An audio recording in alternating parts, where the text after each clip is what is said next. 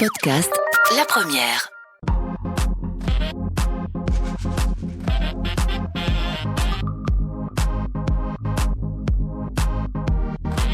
La Première. 17h30, 18h le samedi. Destination ailleurs. Cédric Wautier. Bonjour, bienvenue dans Destination ailleurs. Aujourd'hui, on va s'intéresser une fois de plus au bio et à la culture bio. Une culture en pleine expansion, l'inévitable culture des années à venir, diront certains. Un mode de vie, d'exploitation et de production, un choix assumé par les défenseurs du bio. Et pourtant, aujourd'hui, le bio est pour certains en danger. L'Europe songe en effet sérieusement à assouplir la législation en la matière et autoriser du moins en partie la présence de pesticides dans le bio. L'info a fait le tour des réseaux sociaux et de la presse, du moins d'une certaine presse. Une pétition en ligne a été lancée il y a peu par Nature et Progrès. Un de ses représentants est avec nous en studio aujourd'hui pour revenir sur cette problématique et cette pétition. Nous aurons également par téléphone un agriculteur français qui en 2009 a fait le choix de reconvertir une partie de son exploitation en bio. Une reconversion longue et pas si simple à mettre en œuvre. Nous l'interrogerons à ce sujet. Voilà, le cadre est posé. Bienvenue sur La Première. Destination ailleurs sur La Première. Bonjour Marc Fischers. Oui, bonjour. Vous êtes secrétaire général de Nature et Progrès. Puis bonjour Éric Gobard. Bonjour. Vous êtes donc agriculteur en France et vous avez décidé en 2009, comme je le disais, de vous lancer dans un processus de reconversion des terres en bio, 30% au départ. Aujourd'hui, 82% de vos terres sont reconverties ou en processus de reconversion bio. C'est bien ça, hein ? Tout à fait. Alors, je voudrais, avant de parler de votre expérience, Éric, je voudrais quand même qu'on leur repose le cadre du bio, parce que c'est vrai qu'aujourd'hui tout le monde connaît le bio, ce processus est en pleine expansion, de plus en plus de gens s'intéressent au bio, mais ça reste assez flou, Marc Fischers. Le bio aujourd'hui, c'est quoi très concrètement? Quels sont les critères pour qu'un agriculteur, un producteur puisse certifier que ce qu'il produit, que ce qu'il vend, que ce qu'il nous donne à déguster est bio? Cultiver, élever en agriculture biologique, c'est un choix. D'ailleurs, on parle de reconversion. Un agriculteur décide de passer sa ferme en bio. Il notifie donc son intention et immédiatement, à partir de ce moment-là, il est mis sous contrôle. Et donc, il va cultiver les plantes, élever les animaux, dans des règles que l'on pourrait simplifier en disant dans le respect des lois naturelles, sans engrais chimiques, sans pesticides de synthèse. Voilà. Et donc, en agriculture biologique, on veille à nourrir le sol, à travailler le sol, pour que le sol nourrisse la plante, et c'est la plante qui nourrit l'animal. Donc, en agriculture biologique, on est bien entendu dans une vision assez globale de la ferme. Donc, ce sont souvent des fermes polyculture-élevage, ce sont souvent des fermes avec des rotations assez importantes, et où tout le travail, quand on passe en reconversion, ça va être d'améliorer la qualité du sol, de le rendre autonome par la fumure animale, ou alors par des engrais d'origine végétale avec des couvertures d'hiver et ainsi de suite. Donc voilà, la culture bio, c'est une culture où on démarre du sol, on cultive des plantes et on élève l'animal dans le respect des lois naturelles, sans engrais, sans pesticides chimiques. Vous avez parlé de contrôle, Marc. Est-ce qu'aujourd'hui, on peut être sûr que quand on mange bio, c'est bien du bio? Parce qu'on entend des voix qui disent oui, mais il y a bio et bio. Voilà. Donc, le bio est cadré dans un règlement européen. Ce sont des règles, des normes que tout agriculteur doit suivre pour pouvoir être certifié bio. Et des organismes de contrôle indépendants qui assurent le contrôle du respect de ces règles-là. Ces organismes de contrôle sont payés par les producteurs. Bon, ça a des avantages, c'est que ça coûte aux producteurs, mais ça a l'avantage au moins que plus il y a de producteurs, plus il y a de cotisations, donc plus l'organisme de contrôle peut engager des personnes pour satisfaire aux obligations du contrôle. Qu'est-ce que ça a produit, ce système? Qu'en fin de compte, depuis une trentaine d'années, on ne peut quand même pas dire qu'il y a eu des grands scandales au niveau de l'agriculture biologique. Et pourtant, comme l'agriculture biologique a été une agriculture d'exception, une agriculture qui était un petit peu à côté, au début on disait même que c'était une niche, elle a été regardée par tout le monde. Je vous prie de croire que s'il y avait eu la moindre incartade au niveau du respect des normes, on nous serait tombé dessus et tout le monde l'aurait su. Donc oui, le contrôle fonctionne. L'avantage également, c'est que le contrôle est organisé à tous les maillons de la chaîne, chez le producteur, chez l'acheteur, le distributeur, jusqu'à l'étal du magasin qui va le mettre au niveau du consommateur. Donc c'est vraiment un contrôle qui couvre l'entièreté de la chaîne. Et qu'est-ce que l'organisme de contrôle fait? Il vérifie pour voir si on respecte les normes du cahier des charges qui actuellement sont repris dans un règlement européen. Et si on ne le respecte pas, eh bien là, les répercussions sont très importantes. On va y revenir dans quelques instants. Éric Gobard, je le disais, en 2009, vous choisissez de reconvertir une partie de vos terres, 30% au départ, 80% aujourd'hui en bio. Ça a été quoi, une rencontre avec un autre producteur qui vous a amené à cela, ou ça a été la découverte de finalement que le bio n'est pas archaïque, il y a aujourd'hui des techniques qui permettent de bien cultiver bio? Oui, tout à fait. Je me suis converti à l'agriculture biologique pour plusieurs raisons. On va dire la première, à un moment ou à un autre, c'est toujours des rencontres. Même dans le milieu agricole, vous êtes toujours des pionniers. Et alors là, à 20 km de chez moi, il y avait un groupe de 3 producteurs qui étaient vraiment pionniers, qui sont partis 3 ans avant moi en agriculture biologique, qui se sont convertis. Et quand vous êtes un peu curieux, vous dites, voilà un groupe d'agriculteurs qui, sans engrais, sans pesticides, produisent certes 30-40% de productivité en moins. Par contre, ils arrivent quasiment à produire sans rien mettre dans leur champ. Je trouvais ça vraiment extraordinaire. Alors, si vous êtes un peu curieux, si vous êtes un peu audacieux, vous dites, comment se fait-il que certains arrivent à bien cultiver sans rien mettre dans les champs? C'est comme si moi, demain, je vous disais, écoutez, moi, j'ai une voiture qui roule en mettant simplement 1 litre de carburant dans ma voiture, et finalement, vous faites quand même du 100 km/h. Alors, si vous êtes au minimum un peu curieux, vous dites, il faut que j'aille rencontrer ces gens-là. Alors, je suis allé voir ces voisins-là, et en même temps, moi, je cultive 200 hectares, et au milieu d'une parcelle, j'ai un captage d'eau potable. Donc, l'administration française m'a demandé à un moment ou à un autre des garanties pour pouvoir sécuriser ce captage. Et là, je me suis dit, là, il y a quelque chose à faire. Et en plus, ma femme, à cette époque-là, nous avons 4 enfants, voulait créer un atelier de transformation sur la ferme. Et quand vous êtes un peu sensible aux attentes de la société, du consommateur, tout le monde disait, partez dans le bio, il y a une attente, on veut des produits authentiques, des produits de terroir. Et on s'est dit, allez, on fait le pari, on commence à convertir 1/3 de l'exploitation en agriculture biologique. Alors, c'est vrai qu'on vous a beaucoup lu ou entendu dans la presse française, entre autres, et je lisais un article dans lequel vous disiez que grâce à cela, vous aviez regagné en liberté, en autonomie. C'est extraordinaire. Le métier d'agriculteur bio, vous composez avec la nature. C'est-à-dire, notre métier consiste finalement à planifier 9-11 ans à l'avance, à travers des assolements, pour pouvoir optimiser finalement tous les mécanismes naturels. Et donc, vous avez simplement, vous mettez une graine dans le sol et vous la récoltez. Alors évidemment, les choses ne sont pas si simples que ça, c'est-à-dire, comme je vous disais, donc, on raisonne sur 9-10 ans. Là, ici, par exemple, en grande culture, on commence par 2 années de luzerne, après on fait un blé, après on fait du lin textile, après on refait du blé, après on fait des haricots, après on fait de l'épeautre, après on fait une autre légumineuse.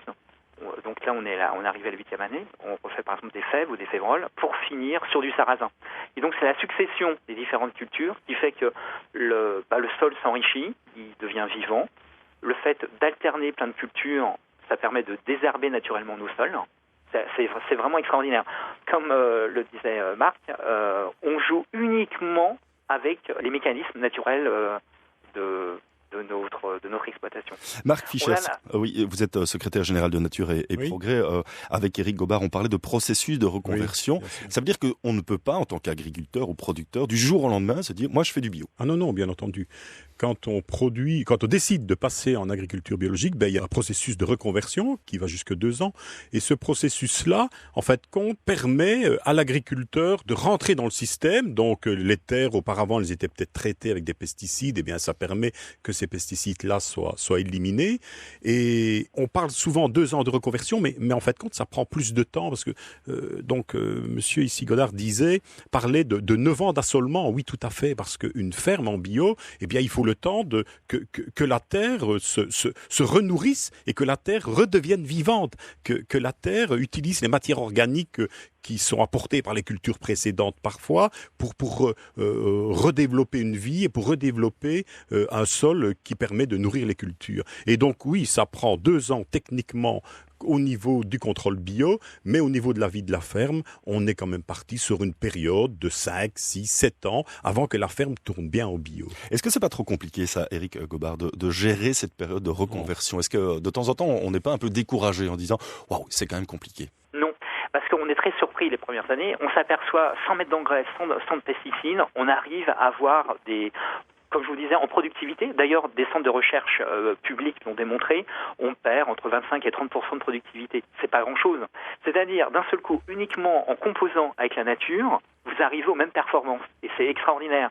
Et les premières années de conversion, ce qui est très drôle, ici, j'ai la chance de cultiver une ferme qui est dans la famille depuis 120 ans. Mmh. Alors, vous avez mes aïeux, mon père, qui sont très curieux. Tous les voisins viennent nous voir. Et alors, donc, ils sont surpris de dire, comment ça va tourner? Et par exemple, si vous avez une année un peu difficile, si vous avez un peu d'humidité, quand vous avez les maladies, on va dire quand le climat devient favorable à l'explosion des maladies, les voisins disent « Ah tiens, on va aller voir les bio, ça doit exploser ». Or, surprise générale, une plante qui est autonome est 10 fois moins malade. Aujourd'hui, l'Europe veut faire évoluer les lignes au niveau de la réglementation, mais nous, on n'en veut surtout pas, parce que de toute manière, en grande culture, si vous respectez les rotations, les problèmes de maladie, on n'en connaît pas. Je parle pour les grandes cultures, les céréales, ce qui est peut-être moins vrai pour les plantes pérennes, comme l'arboriculture ou la vigne. Quand je vous écoute, Éric Gobard, je me dis quand même 30% de pertes financières, quand même, moins 30% de rendement, ça amène quand même des pertes financières, non? Alors, aujourd'hui, pour avoir le label bio, il faut 3 ans de conversion. Pour faire simple, il faut 1000 jours. C'est-à-dire pendant 1000 jours, vous mettez plus rien dans vos sols. Il y a des contrôles inopinés. Vous avez un organisme certificateur qui vient faire des contrôles de plantes et de sols. Et au bout de 3 ans, il vous dit, écoutez, on vous donne le certificat bio, maintenant, vous pouvez commercialiser. Alors c'est surtout les 3 premières années, donc vous avez cette baisse de productivité. Or, on ne peut pas encore commercialiser au prix de l'agriculture biologique. Il y a au départ, dans la période de conversion, vous avez un investissement. Or, aujourd'hui, le cours du blé bio, des parts fermes, vaut ce matin à peu près du bon blé bio, meunier, vaut entre 415 et 425. Aujourd'hui, le blé conventionnel, il vaut à peine 125. Alors, je vous laisse faire le calcul. Au lieu de faire 90 quintaux, même si vous faites que 58 quintaux, vous vendez aujourd'hui 3 fois et demi plus cher. Aujourd'hui, le coût des intrants, c'est-à-dire donc les herbicides, des fongicides, plus, vous comptez à peu près 600 € de l'hectare. Aujourd'hui, l'agriculture biologique, elle est rémunératrice, alors qu'en conventionnel, vous perdez de l'argent. Ouais, on va revenir sur cet aspect de rémunération aussi, de stabilité des prix dans l'agriculture bio et puis dans tout le processus local. On va d'abord écouter, si vous le voulez bien, Massive Attack avec Ritual Spirit. Et puis on revient aussi sur ce projet de modification de la législation européenne en la matière. C'était donc Massive Attack et Ritual Spirit. Jusqu'à 18h, Destination ailleurs sur la première. Et aujourd'hui, on parle de bio, de reconversion au bio, de marché bio aussi, puis de cet assouplissement peut-être un jour de la législation européenne en la matière. Éric Gobard, je rappelle, vous êtes producteur bio, vous êtes en processus de reconversion depuis 2009. Aujourd'hui, 80% de vos terres sont en reconversion ou certifiées bio. Juste avant d'écouter Massive Attack, on parlait justement des prix du bio, de la stabilité des prix. C'est quand même quelque chose de très très important. Le prix du bio est plus stable? Oui. Alors le prix du bio est plus stable puisqu'aujourd'hui il répond à un marché local. Et donc si vous préférez tout le bio qui est produit en Belgique, en France, en Suisse, en Angleterre est consommé sur place. Aujourd'hui, l'Europe est fortement déficitaire du bio. Donc de toute manière, aujourd'hui, on répond plutôt à une logique de marché de pénurie. C'est-à-dire il suffit de produire un produit bio pour qu'il soit consommé. Et donc c'est pour ça que, alors aujourd'hui, il faut que le consommateur s'y retrouve. Donc depuis 6 ans, les prix bio sont très stables. Ils varient dans un range de moins de 10%. Marc Fischers, je rappelle, vous êtes secrétaire général de Nature et Progrès. Quand on parle de bio, c'est vrai qu'il y a cette dimension locale qui est de plus en plus présente. Le consommateur aujourd'hui cherche de plus en plus le local. Mais quand on va dans un supermarché et qu'on voit certaines étiquettes bio, parfois ces produits viennent de très loin. Donc quel est finalement le rapport entre le local et parfois la production au Kenya, par exemple? Oui, donc l'agriculture biologique a de plus en plus de succès en termes de production. Ici, en Wallonie, on a plus de 10% des terres qui sont en bio, mais ça ne suffit pas à combler la demande des consommateurs. Et donc oui, il y a de l'importation. Maintenant, moi je dis toujours, tant que l'on voit des produits importés dans nos magasins, il nous reste de la marge pour nous développer l'agriculture locale, l'agriculture biologique locale. Donc c'est vraiment ça, parce que c'est complètement ridicule d'acheter des légumes qui viennent de l'étranger, de bien loin, du Maroc en pré-saison. Ça n'a pas de logique au niveau du bio. À ce moment-là, oui, on a un produit qui respecte le cahier des charges, on a un produit sans pesticides, sans engrais chimiques, mais d'un point de vue écologique, on est complètement à côté de la plaque. Parce que manger des produits bio, c'est également soutenir une agriculture locale. C'est également développer une agriculture rurale. C'est maintenir la vie dans nos fermes et maintenir des fermes de petite surface. Parce que actuellement, de nombreux agriculteurs bio maîtrisent la commercialisation de leurs produits en tout ou en partie. Et c'est d'ailleurs comme ça qu'ils sont le plus autonomes. Et donc, quand ils maîtrisent tout ou partie de la commercialisation, oui, ils vendent principalement localement. Alors, le localement, c'est ici la région wallonne. Bien entendu, on achète dans les régions voisines pour les produits plus primeurs ou des produits qu'on ne sait pas faire. Monsieur ici parlait de faire du sarrasin. On démarre seulement la culture de sarrasin. On essaye ici en Belgique, mais donc si on veut du sarrasin, c'est certain qu'il vaut mieux aller l'acheter chez lui que l'acheter dans des distances beaucoup plus importantes. Donc voilà. D'autant plus que c'est vrai que s'il y a voyage, s'il y a transport de ces produits bio, il y a parfois danger, il y a risque de retrouver des pesticides, tout simplement parce qu'ils ont été stockés en présence d'autres produits. Oui, donc il est interdit d'utiliser des pesticides en agriculture biologique. D'ailleurs, c'est complètement fou. Un agriculteur qui cultive une plante en basant toute la production sur la vie du sol, s'il met un insecticide sur sa culture, l'insecticide va toucher le sol, va tuer toute la microfaune qu'il y a dans le sol et donc va modifier la vie du sol. Donc mettre des pesticides chimiques sur une culture bio, ça ne fonctionne même pas. Vous allez peut-être tuer 2-3 pucerons, mais vous allez modifier complètement la vie de votre ferme et donc c'est une ferme qui ne va pas tourner. Donc les pesticides en agriculture biologique, on n'en veut pas et surtout on n'en a pas besoin, comme l'expliquait très bien Eric. Alors maintenant, c'est vrai que lors des transports sur de longues distances, il y a parfois des risques. Et donc, dans notre région, il y a des contrôles qui sont faits. Et quand on détecte un pesticide qui est venu suite à un transport, suite à un stockage dans un bateau qui avait été mal nettoyé, eh bien, il y a des certifications de ce produit-là.